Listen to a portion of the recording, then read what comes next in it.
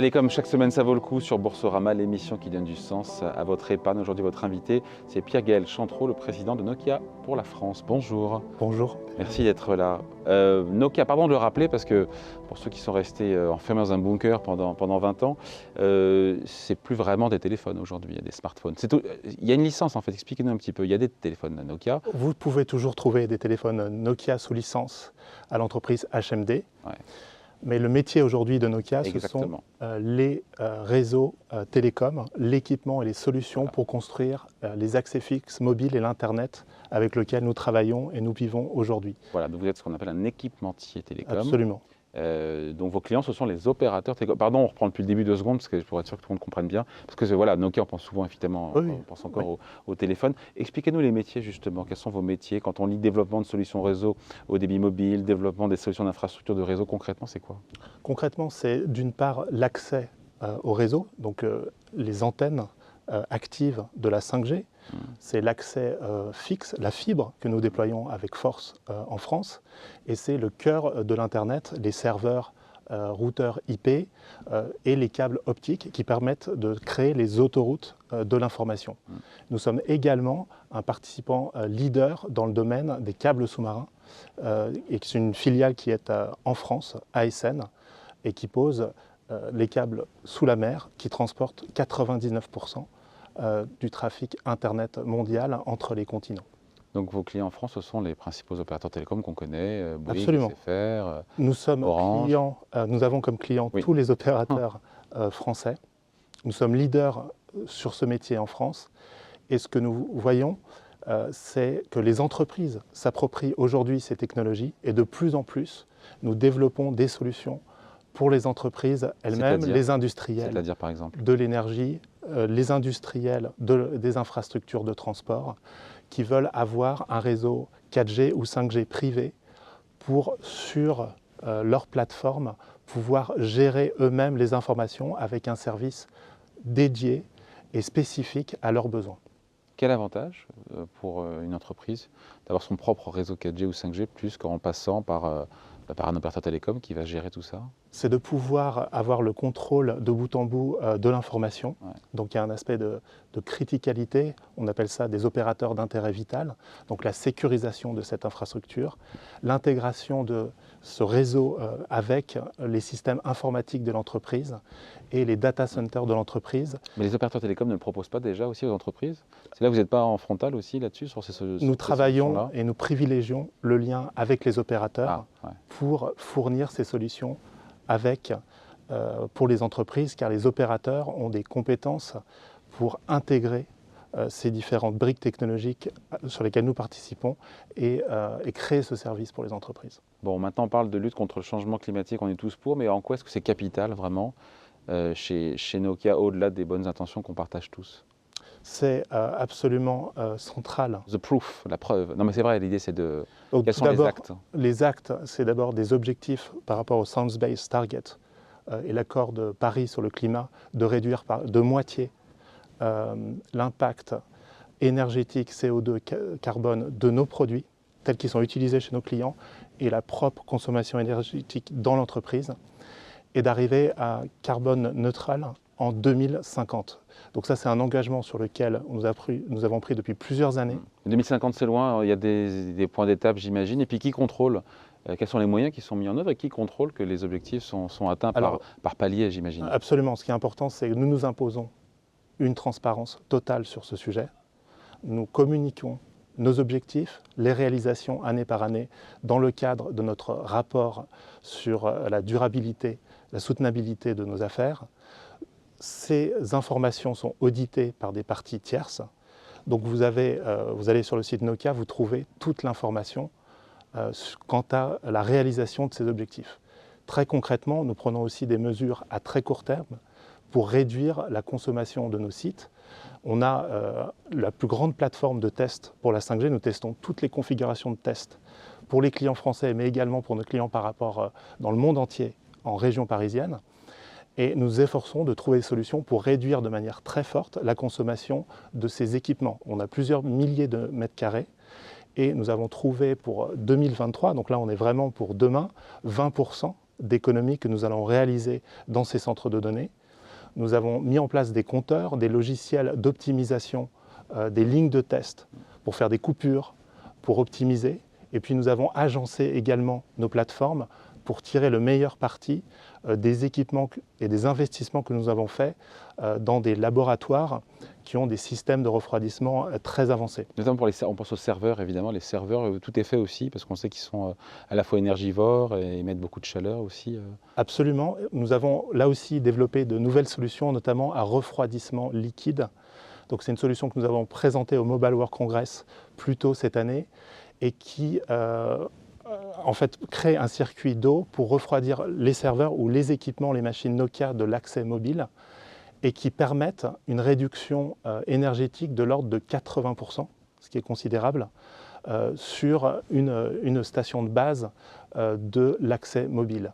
Donc là aussi, c'est un enjeu et nous avons des solutions spécifiques avec lesquelles nous sommes en discussion avancée avec nos clients pour progressivement les déployer. Le financier, vous écoutez, est aussi important que l'extra-financier ou pas? Comment il y a un ordre de grandeur ou c'est dû en même temps entre justement les résultats financiers et puis tous les critères extra-financiers? Parce que vous écoutez, effectivement, il y a beaucoup d'engagements qui ont été pris, mais sans sacrifier, sans que ce soit au détriment de la rentabilité, j'imagine. Absolument, mais je dirais parce qu'il y a beaucoup d'investissements à la clé aussi. Nokia investit très lourdement. On peut parler d'ailleurs de montants investis à l'échelle du groupe, ou juste pour dire que voilà, il y a des ambitions, il y a un suivi, mais il y a aussi des moyens qui sont mis. Nokia investit plus de 4 milliards d'euros chaque année en recherche-développement. À l'échelle du monde, évidemment. À l'échelle mondiale. Et tous nos produits ont des optimisations très importantes sur leur consommation énergétique. Donc sur les antennes actives de radio, on a 50% de performance en plus entre le début des premières générations radio il y a quelques années et celles qui sortent aujourd'hui. Sur notre carte et nos équipements de serveurs Internet, on a 75% d'efficacité énergétique en plus. La 5G sera 10 fois plus énergétique pour transporter le trafic. Donc dans le colossal investissement que nous produisons, la composante énergétique est absolument centrale. Donc on ne la met pas de côté. Notre raison d'être, notre mission, c'est de faire en sorte que le monde et les entreprises puissent travailler ensemble, puisque les réseaux sont le système sanguin de l'économie. Et donc une large partie de nos investissements vont pour adresser ces limites que nous connaissons et réduire l'empreinte d'ailleurs énergétique et sur bien d'autres aspects qu'on n'a pas évoqués, mais notamment les minéraux. Donc la traçabilité sur ces minerais qui entrent dans la fabrication des composants numériques, que ce soit le tantal, le tungstène, l'étain. Donc traçabilité, donc ça va dans quel pays tout ça a été Absolument, donc il y a un audit complet. Il y a certains pays dans lesquels vous n'irez pas? Absolument. Lesquels, par exemple? Ceux qui ne respectent pas les droits de l'homme, ceux qui n'entrent pas dans la charte que nous avons avec l'OCDE sur cette initiative de minerais durables, nous n'irons pas. Et nous faisons un audit, c'est un audit par une partie tierce chaque année. Et nous sommes aussi très transparents sur les déviations ou sur les problèmes de compliance. Ils sont d'ailleurs reportés noir sur blanc dans notre rapport chaque année pour illustrer aussi là où nous devons nous améliorer. Est-ce que la souveraineté numérique, Pierre-Gaël Chantreau, fait partie de vos priorités chez Nokia? Parce que c'est un sujet, évidemment, on a parlé de souveraineté sanitaire, il y a aussi cette souveraineté numérique. Vous y participez, vous prenez des engagements aussi? Absolument. Au fur et à mesure, nous déployons des réseaux et ces réseaux ont de plus en plus d'impact dans l'économie. Ils deviennent le nouveau territoire de la souveraineté des États. Pour la France spécifiquement, nous avons investi dans un laboratoire à Lannion, terre de cybersécurité. Nous avons un site là-bas. Nous avons investi depuis plusieurs années dans un laboratoire qui permette, avec l'ANSSI, donc l'agence de l'État, qui accrédite et qui teste la robustesse des équipements, de pouvoir produire tous les éléments de test et se soumettre à cette qualification chaque année. Nous avons aussi investi en France dans le Centre européen de cybersécurité depuis déjà plus d'1 an pour avoir une stratégie quant à la robustesse des réseaux et d'avoir des réponses opérationnelles sur les problématiques de menaces, de détection, de gestion, de réponse. Et donc c'est un domaine d'investissement dans lequel nous prenons notre part pleinement en coopération avec nos clients, bien évidemment, et avec les agences de l'État. Avec la garantie, encore une fois, pas c'est une garantie, mais en tout cas avec un focus important sur la protection des données. Là aussi, c'est quelque chose Nous soumettons à toutes les réglementations de protection des données. Et je pense spécifiquement pour nous, c'est la résilience des réseaux télécoms par rapport à des attaques. Donc, dans le domaine de la cyber, on connaît beaucoup les attaques sur le cyber, sur les serveurs et sur les informations que nous avons sur les ordinateurs, etc. Mais la résilience des réseaux et le fait qu'ils puissent être en mesure de répondre ou de résister à des attaques est vraiment le domaine sur lequel nous voulons apporter une compétence spécifique à la fois IT et télécom. Bon, sur les piliers ESG, vous estimez être aussi regardant sur les 3 piliers, le E, le S, le G, parce qu'on a parlé beaucoup de E, même sur la notion sociale aussi, c'est quelque chose qui... Absolument. Donc Nokia a 3, je dirais, piliers que nous définissons sur ce domaine. Un, c'est la lutte contre le réchauffement climatique, nous en avons parlé. Avec décarbonation, encore une fois, du système productif de Nokia, mais aussi des solutions que vous apportez à vos clients qui permettent de réduire notamment la consommation d'énergie. Absolument. C'est ça le sujet. Tout à fait, c'est ça vraiment le sujet. Le deuxième volet, c'est l'intégrité avec laquelle nous faisons des affaires. Donc le code de bonne conduite, j'ai pu parler des minerais par exemple, c'est un des volets que nous auditons et que nous regardons de très près. Et le troisième, c'est la culture d'entreprise. C'est l'inclusion, c'est la diversité, c'est de faire en sorte... Ah mais ça, on l'entend souvent dans beaucoup de boîtes. Pourquoi plus chez Nokia qu'ailleurs? Alors, nous avons des objectifs vraiment clairs d'avoir une progression du nombre, par exemple, de femmes dans l'entreprise. Nous sommes à 24%. Nous voulons aller beaucoup plus loin. 24% en France ou Au niveau mondial, on est un tout petit peu en dessous en France. On privilégie à plus de 30% des recrutements féminins. Et puis, également, c'est de faire... Pourquoi ne pas être à 50 si on vise la parité? Alors, la difficulté, et on y travaille, et ça c'est plus le volet social, c'est qu'au sortir des écoles télécom, on a à peu près 20% de femmes. Et donc, on travaille en amont avec les écoles, dans les lycées, dans les collèges, pour susciter des vocations sur ces métiers. Donc là, on doit prendre effectivement, socialement, le rôle très, très en amont pour corriger effectivement cette inégalité qu'on trouve dès le départ, dès sur le marché, dès le départ, absolument. Ouais. Juste dernière question, j'ai vu que vous avez été désigné pour la 5e année consécutive comme entreprise la plus éthique au monde par Ethisphere. Je me suis dit, c'est un prix qui est très difficile à décrocher ou est-ce que... Alors peu d'entreprises parviennent à avoir ce prix, encore moins 5 fois de suite et 6 fois en tout. C'est un institut indépendant qui audite des centaines et des centaines d'entreprises chaque année, qui demande énormément d'investissement, de transparence et de preuves dans ce qui est fait. Cela à l'attention au plus haut niveau de l'entreprise. Et donc ce sont des efforts renouvelés et constants pour arriver à ce niveau. Allez, merci beaucoup Pierre-Gaël Chantreau, donc le président de Nokia en France. Alors maintenant la question évidemment c'est ce qu'il faut en avoir en portefeuille. Réponse maintenant.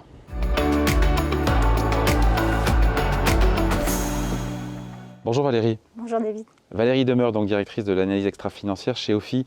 Convaincue ou pas par les propos du président de Nokia, et on peut considérer ou pas que c'est une valeur responsable Nokia? Parce qu'il est convaincant, moi je trouve quand même. Il y a des arguments. Il a des arguments, je vous l'accorde. Oui, alors valeur responsable, en fait, pour nous, dans l'analyse extra-financière, on va regarder si une entreprise est responsable quand les enjeux ESG les plus matériels sont bien adressés. Et donc ces enjeux les plus matériels dans le secteur de la technologie et des réseaux auxquels appartient Nokia, ça va être sur le plan environnemental, tout ce qui va concerner le cycle de vie d'un produit, donc le développement du technologie jusqu'à la fin de vie du produit. Ouais, je ne l'ai pas abordé pour le coup avec lui ce sujet-là. Oui. Comment ils sont positionnés là-dessus?